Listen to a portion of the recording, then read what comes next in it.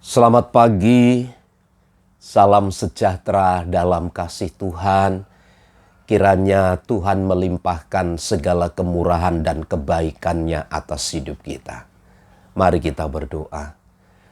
Kami naikkan syukur kepadamu Bapa atas kemurahan yang telah Engkau nyatakan bagi kami. Untuk nafas, untuk kesempatan hidup yang baru. Saatnya kami akan mendengar dan merenungkan firman-Mu. Urapi, berkatilah kami. Dalam nama Tuhan Yesus. Amin. Mazmur 146 ayat yang keempat dan ayat yang kelima. Apabila nyawanya melayang, ia kembali ke tanah. Pada hari itu juga lenyaplah maksud-maksudnya. Berbahagialah orang yang mempunyai Allah Yakub sebagai penolong, yang harapannya pada Tuhan Allahnya. Pemazmur kembali menyatakan bahwa bagi orang-orang yang meletakkan harapannya, yang mengandalkan manusia dan mengandalkan kekuatannya sendiri, maka dia harus mengerti, harus menyadari tentang manusia itu sendiri. Bahwa manusia itu dipenuh dengan keterbatasan dan kekurangan. Manusia itu ada lahir, ada mati, ada hidup. Dan ini menandakan bahwa manusia itu hidupnya dibatasi oleh waktu. Manusia tidak ada yang abadi. Manusia tidak ada yang kekal secara fisik ini. Tapi penuh dengan keterbatasan. Hidup kita akan berakhir dengan usia. Mengapa seperti pernyataan pemazmur harus ada orang-orang yang berharap kepada manusia, yang adalah berujung kepada kefanaan itu? Pemazmur mengutarakan dengan kata-kata apabila nyawanya melayang. Maksudnya apabila nyawanya itu terputus dari raganya, mengalami kematian, ia kembali ke tanah. Itulah manusia.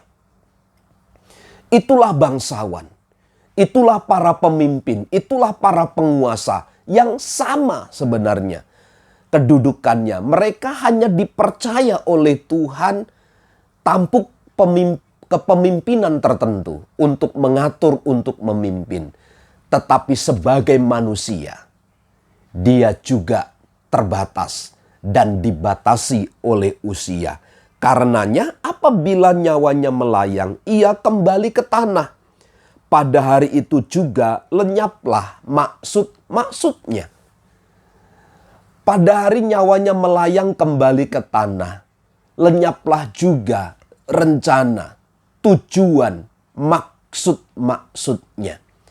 Termasuk harapan yang kita taruh kepada manusia, itu pun akan lenyap, itu pun akan sirna.